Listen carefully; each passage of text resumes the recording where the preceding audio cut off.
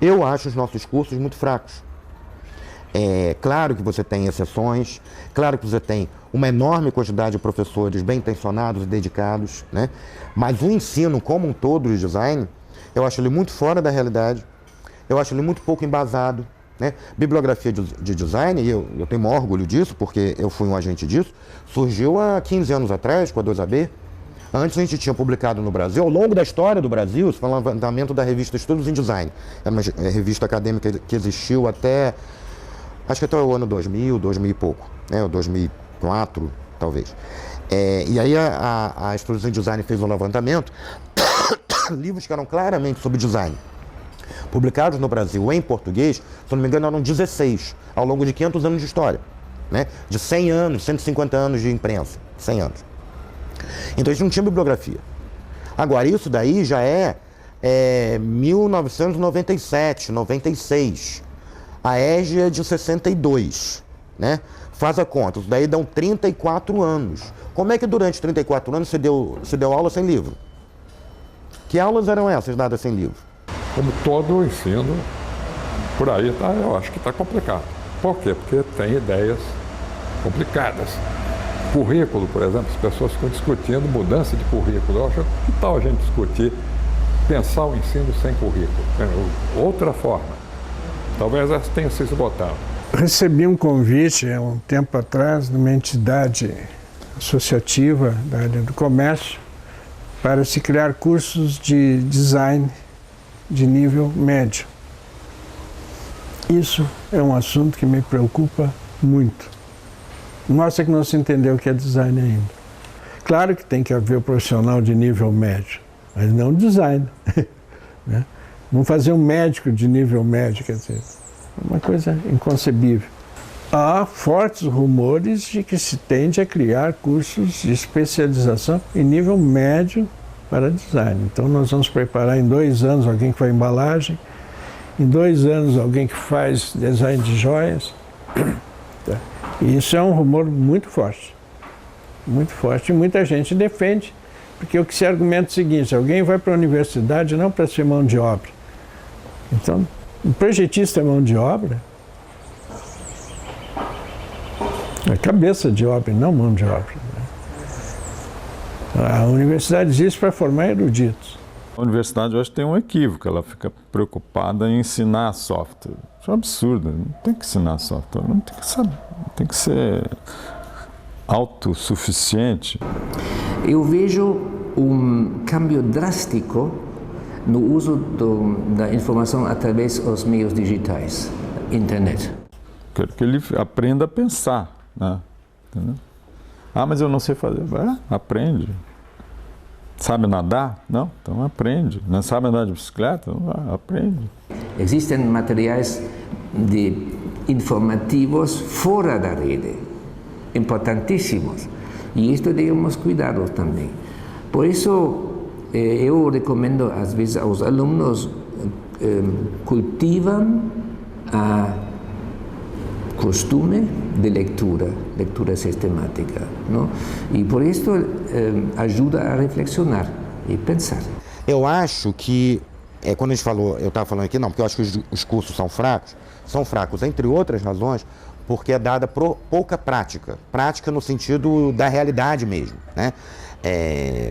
Às vezes até o cara tem prática de projeto, mas não tem produção gráfica. Então, como não deu produção gráfica, então que prática é essa, na verdade? Porque quando ele for para o mercado, ele vai fazer um monte de besteira, porque ele não sabe produção gráfica, né? Então, acho que os cursos são fracos, sim, também porque falta prática. Mas eu desconfio muito daqueles cursos que dão uma ênfase central à prática de projeto e deixa de lado as outras questões. Eu não vou gastar carga horária para ligar o liquidificador.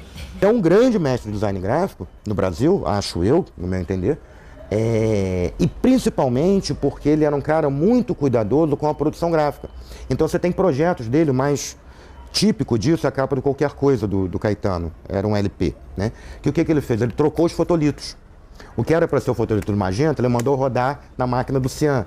Do amarelo, mandou rodar na do preto. Sei lá se foi exatamente essa combinação. O amarelo e preto não deve ter sido, não, senão não ia dar certo. Mas trocou umas pelas outras, né? Então, o texto era vazado em branco, então não tinha problema de registro, nada disso, né, de composição da cor.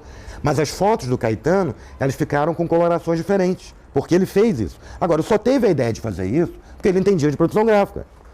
Se ele não entendesse nada, não ia vir. Há algumas áreas, e o design é uma delas, onde a prática profissional de projeto é fundamental.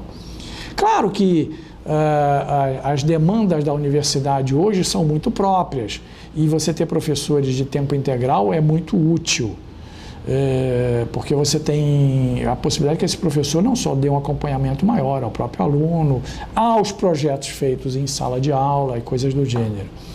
Mas não é só isso, né? Ele tem que ter uma prática. Se o professor se descuidar, ele passa a viver dentro dos muros da academia, sem ter menor contato com o que acontece lá fora, né? E isso não é nem um pouco bom para os alunos, nem para o design, nem para ninguém. A universidade pode prover ao professor a prática dentro da universidade, através de escritórios de modelo, através de incubadoras de empresa, através de grupos de projeto, né? Para a iniciativa pública ou privada, participando de concursos, obrigando o professor a ter uma atividade projetual, mesmo que seja dentro do âmbito da universidade. Então você faz o projeto, aí o cliente vira para você e diz assim, não, mas eu queria, ao invés de rosa, eu queria amarelo.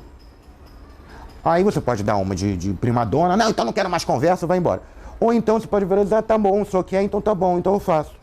Então você é um profissional, entendeu? Que não conta nada, porque de rosa para amarelo é uma diferença bem grande, né? Então, quer dizer, eu acho que as questões teóricas são importantes para o cara entender o próprio trabalho dele a longo prazo e, com isso, dar uma segurança para ele como profissional. Quanto mais a gente conhecer a nossa história e a história em geral, do design e de outras coisas, mais preparado a gente vai estar para enfrentar os novos desafios, né? Então, assim, por que é importante você ter noção de quem é Kant, do que foi o iluminismo, etc. Porque isso faz você entender por que o design está ligado à Revolução Industrial, por que a Revolução Industrial surgiu, por que o racionalismo é tão importante para o design até os anos 50, né, até os anos 60, né? Porque isso tudo está um junto do outro. Se o aluno não tem essa noção, se o designer não tem essa noção, ele até pode fazer bons projetos, ninguém vai dizer que ele não vai fazer bons projetos.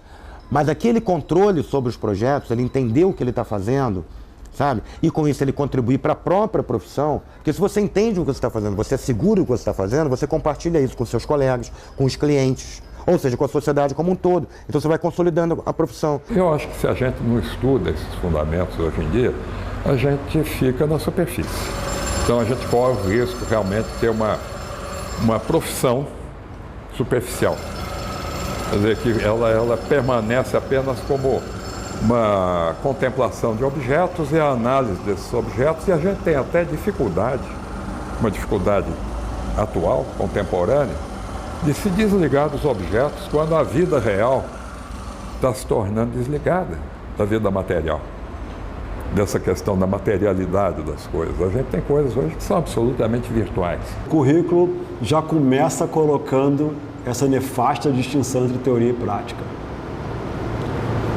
Teoria e prática não é uma dicotomia, é uma dialética, né? Toda prática é informada por uma reflexão.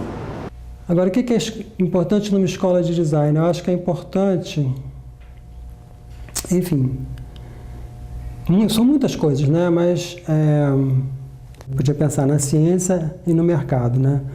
Pensar o design como ciência e o design como mercado. Então eu acho que uma escola de design tem que saber operar nessas duas coisas. Eu vejo assim, dois tipos de professores, né? Sempre foi assim. Eu dou aula há mais de 30 anos, sempre foi assim. Tem os acadêmicos, né? Que gostam de ler, que gostam de pensar, às vezes nem tanto de pensar, só de falar. E tem os que gostam de fazer, os do mercado, né? Que não estão nem aí, não estão muito interessados em refletir sobre as coisas, o importante é fazer, e criar, e fazer, e botar a mão na massa, etc, etc. Eu acho que e isso é a maioria das pessoas, né? Infelizmente a maioria é de um tipo ou de outro tipo. Quer dizer, metade, metade, digamos assim, para resumir. Eu não me sinto bem nem de um lado nem do outro só, né? Eu só me sinto bem quando eu estou transitando de um lado para o outro, sabe? Então, o meu esforço dentro do ensino do design ao longo dos últimos 15, 16 anos tem sido de formar e fazer pontes. Então, assim, quase todos os alunos que eu formei em mestrado e doutorado vieram do design e fizeram a ponte para a reflexão sobre o design. Eu posso dizer que tem figuras que eu admiro, quer ver? Eu admiro o Gibbon Zip, que é um designer e é um intelectual. Um grupo tem horror ao outro grupo.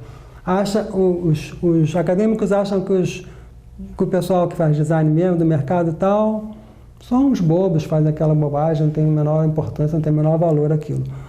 Os que estão no mercado acham que os acadêmicos são uns viajantes, uns loucos que viajam, que não tem nada na cabeça, que ficam inventando coisas mirabolantes que não fazem o menor sentido para eles, né?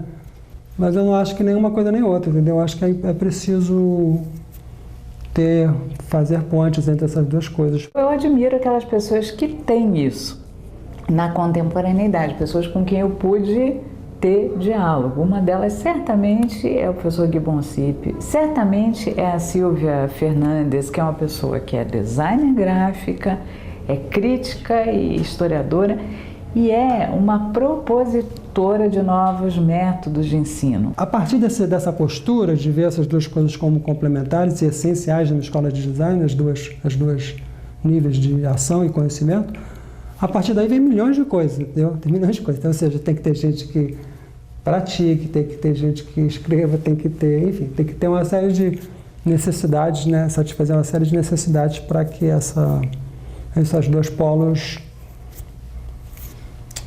troquem, né?